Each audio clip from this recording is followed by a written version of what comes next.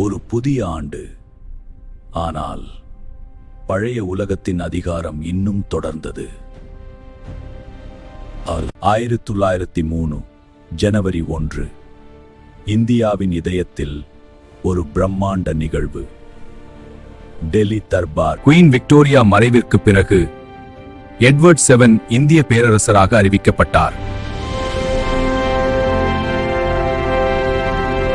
இந்தியாவில் பிரிட்டிஷ் ஆட்சி இன்னும் வலுவடைந்தது. நிர்வாகம், வரி வசூல், இராணுவம் அனைத்தும் அவர்களின் கட்டுப்பாட்டில் இருந்தது. 1903 பிரிட்டிஷ் இந்தியா சீனாவுடன் நேரடி வர்த்தகம் செய்ய ஒரு முக்கியமான வழியை தேடியது. அந்த வழி திபெத் வழியாக தான் சென்றது. டிபெட்டினை கைப்பற்றும் நோக்கில் லார்ட் கர்சோன் தலைமையில் ஒரு ரகசிய படை அனுப்பப்பட்டது.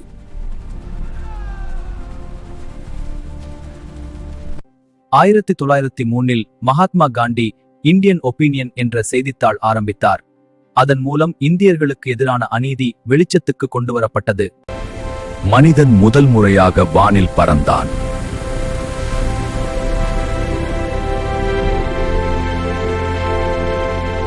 ஃபோர்ட் மோட்டார் கம்பெனி மூலம் ஹென்றி ஃபோர்ட் கார் நிறுவினார்.